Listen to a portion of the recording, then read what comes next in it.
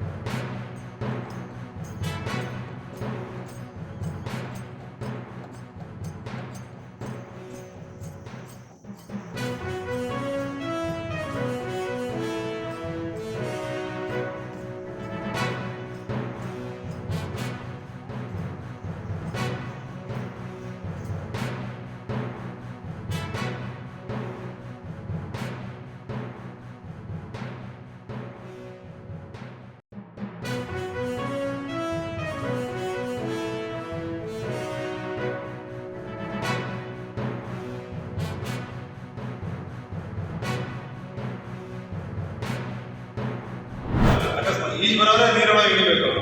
ಅಂಥವ್ರು 2 ಅಥವಾ 3 ಜನ ಅಕಸ್ಮಾತ್ ಕುಡಿದು ಈಗ ನಾವು ನೋಡಿದ್ರೆ ಕುಡಿದ್ಬಿಟ್ಟು ನೀರೊಳಗೆ ಇಂಥದ್ದೆಲ್ಲ ಮಾಡ್ತಾರೆ, 3 ಕೈ ಹೇಳ್ಕೊಳ್ಳೋದು ಅವೆಲ್ಲ ಆಗೋಬೇಡ. ಒಂದು ಹಾಕೋದು ಮತ್ತೊಂದು ಹಾಕೋಬೇಕು.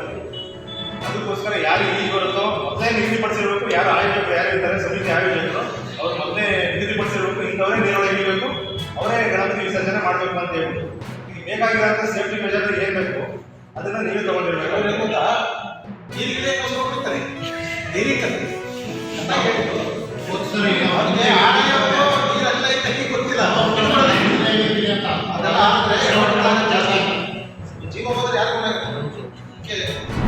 ಕೆಟ್ಟದಾಗಿ ಕಾಣ್ತಾ ಇದೆ. ಕೆಲವರಿಗೆ ಈ ಹಿಂದುತ್ವಕ್ಕೆ ಕಂಟಕವನ್ನು ತರಬೇಕು, ಹಿಂದುತ್ವದ ಧಾರ್ಮಿಕ ಸಂಸ್ಥೆಗಳ ಮೇಲೆ, ಸಂಘ ಸಂಸ್ಥೆಗಳ ಮೇಲೆ, ದೇಗುಲ ಮೇಲೆ ಇವುಗಳೇನಾದರೂ ಕೆಟ್ಟದ್ದು ನಾವು ಮಾಡಬೇಕು ಅನ್ನುವಂಥದ್ದು ಒಂದು ಎಲ್ಲೋ ಒಂದು ಕಡೆಗೆ ಪ್ರೊಪಗಂಡ ನಡೀತಾ ಇದೆ. ನೆರೇಟಿವ್ ಸೆಟ್ ಆಗ್ತಾ ಇದೆ, ನೆರೇಟಿವ್ ಕ್ರಿಯೇಟ್ ಮಾಡೋಕ್ಕಾಗ್ತಾರೆ. ಇವತ್ತು ನೋಡಿ, ನಾವು ಅಮೇರಿಕಾದಲ್ಲಿ ಹೋದಾಗ ಅಮೇರಿಕಾದಲ್ಲಿ ಕೆಲವೊಂದು ಚಾನಲ್ಗಳು, ಅಮೇರಿಕಾ ಅಂತಲ್ಲ, ನಾವು ಅನೇಕ ದೇಶದ ಪ್ರವಾಸ ಮಾಡ್ತಾ ಇರ್ತೀವಿ. ಅಲ್ಲಿ ಭಾರತದ ಡೆವಲಪ್ಮೆಂಟನ್ನು ತೋರಿಸಲ್ಲ ಟಿ ವಿ ಚಾನಲ್ಗಳು. ಅವೆಲ್ಲ ಸಣ್ಣ ಸಣ್ಣ ಡಾಕ್ಯುಮೆಂಟ್ರಿ ಮಾಡ್ಕೊತಾರೆ 10 ನಿಮಿಷದ. ಭಾರತದ ನೆಗೆಟಿವನ್ನು ತೋರಿಸೋಕೆ ಶುರು ಮಾಡಿದ್ದಾರೆ. ಯಾಕೆ ಕಳೆದ 10-12 ವರ್ಷಗಳಲ್ಲಿ ಭಾರತಕ್ಕಿದ್ದಂಥ ಗೌರವ ಮೊದಲು, ಯಾಕೆ ನಾವು ಮೊದಲು ಹೋಗಿದ್ದೀವಿ ಅಮೇರಿಕಾ ದೇಶಕ್ಕೆ. ಇವಾಗ ಹೋದಕ್ಕೂ ನಾವು ಆಸ್ಟ್ರೇಲಿಯಾಕ್ಕೆ ಇವಾಗ ಹೋಗೋದು 10 ವರ್ಷಗಳಿಗೂ ಅಲ್ಲಿನ ವ್ಯತ್ಯಾಸ ಆಗಿದೆ.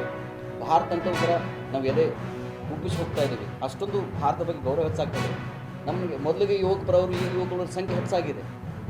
ಆದರೆ ಎಲ್ಲೋ ಒಂದು ಕಡೆಗೆ ಕೆಲವರಿಗೆ ಈ ಹಿಂದುತ್ವ ಬೆಳೀತಾ ಇದೆ, ಇಡೀ ಜಗತ್ತು ಹಿಂದೂಯಿಸಮ್ ಆಗುತ್ತೆ ಅನ್ನೋದು ಆತಂಕ, ಭಯ ಕಾಡ್ತಾ ಇದೆ.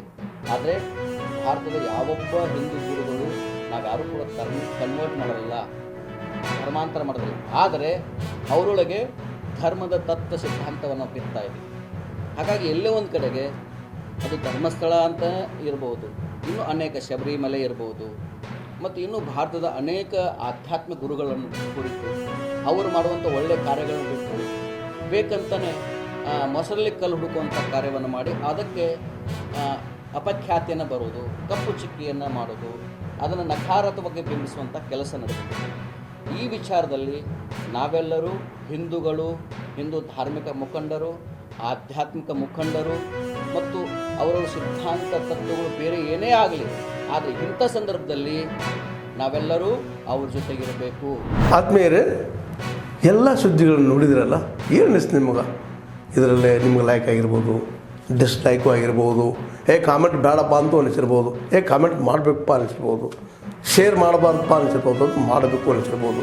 ಏನಾದರೂ ಆಗಲಿ ಶೇರ್ ಮಾಡ್ತಾಯಿರಿ, ಈ ನ್ಯೂಸ್ಗಳನ್ನ ಹಂಚ್ತಾ ಇರಿ, ಜೊತೆಗೆ ಇದಕ್ಕೆ ಸಬ್ಸ್ಕ್ರೈಬ್ ಆಗ್ತಾಯಿರಿ ಅಂತ ಹೇಳ್ತಾ H16 ನ್ಯೂಸ್ ಅರ್ಥಾತ್ ಹೇ ಸೀತಾರಾಮ್, ಇದು ಸತ್ಯದ ಕೈಗೆ ನಡಿ. ವಂದನೆಗಳು.